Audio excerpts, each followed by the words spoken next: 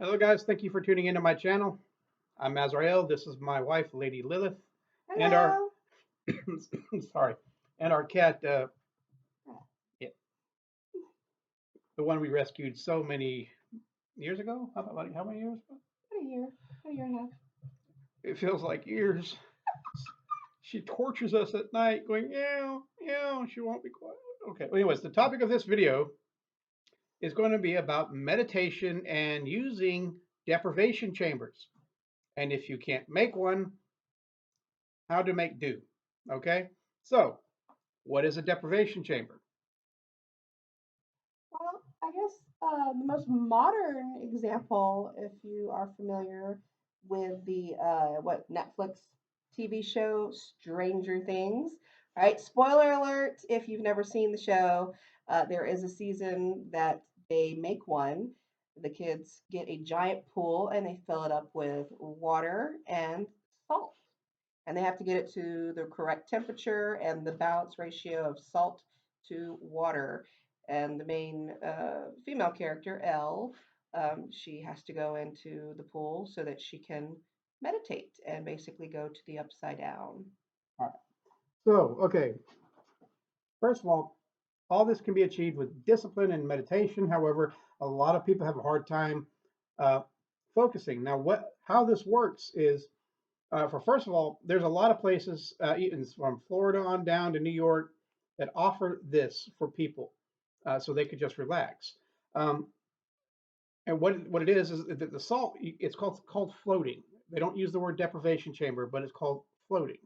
The salt is to help give you this weightless thing without having to worry about drowning in about a foot of water. Um, you're blinded with blinders, and you have some counseling earplugs and whatnot, noise canceling earplugs. So you literally, most of your senses are gone. You're floating. You can't hear or see.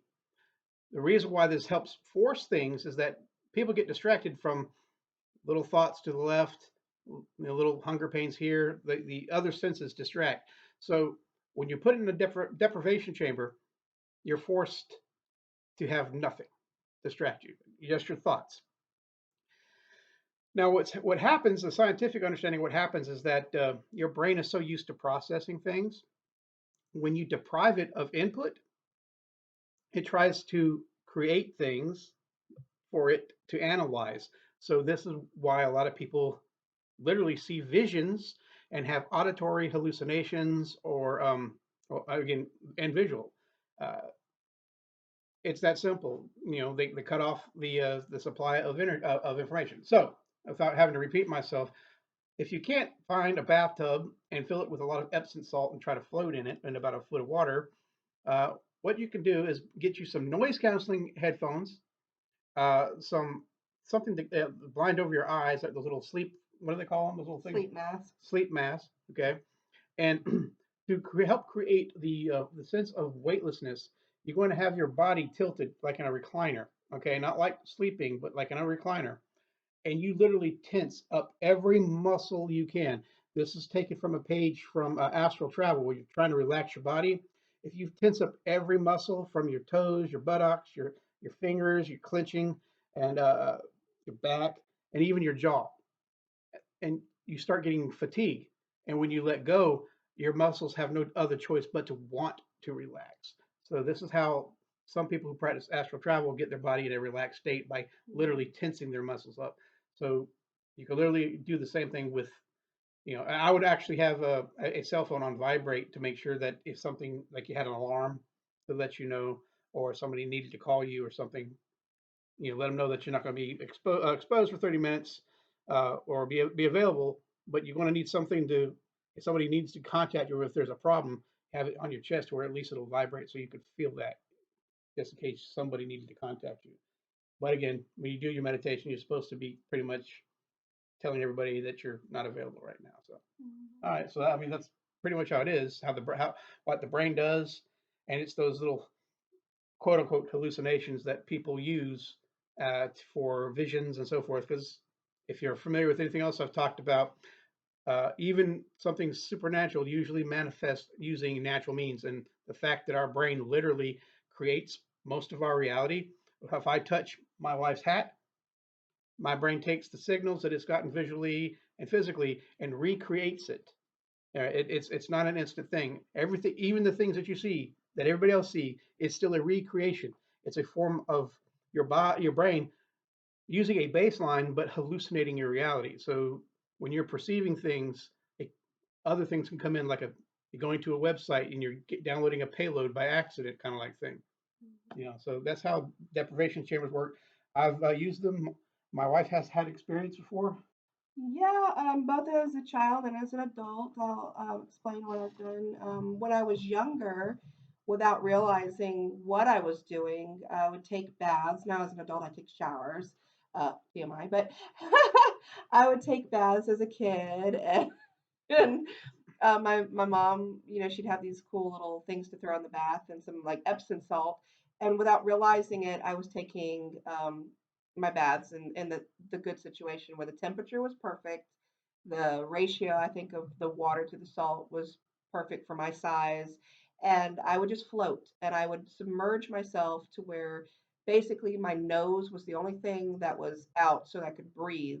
And I would just meditate. I would sleep. I was relaxed. My body was floating. I felt completely at ease. And as a kid, I remember hearing things. I remember seeing things. At some point in time, I do believe I astral traveled briefly, but it was never anything super significant. But as I got older, I realized what it was, as I was studying and, learning about these things. And I thought to myself, wow, I did that as a kid without even realizing I did that. Now, as an adult, Azrael and I have these awesome adjustable beds, and I am a fan of adjusting my bed to get that complete weightless feeling. I will have the head propped up enough to where I'm comfortable, and I will raise the leg up enough to where I'm really comfortable.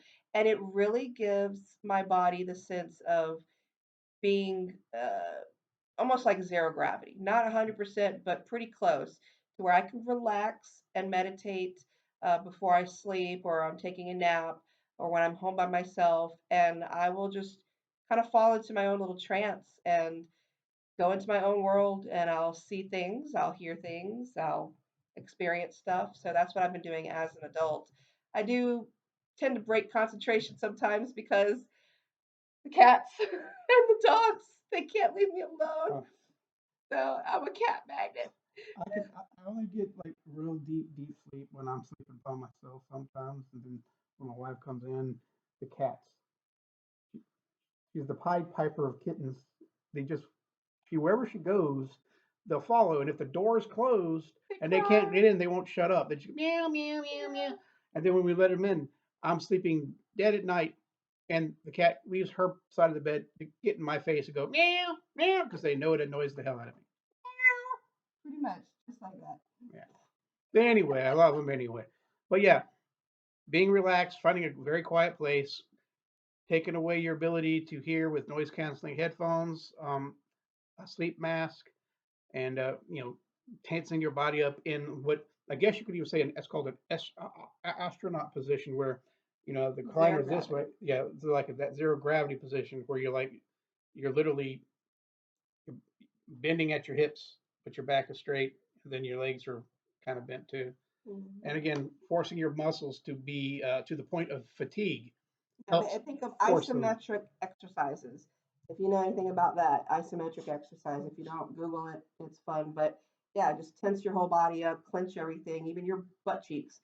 Just make sure everything is just like super tense and hold it there for a long time. Breathe though, breathe and let the air in and out while you're doing it, and then let it go.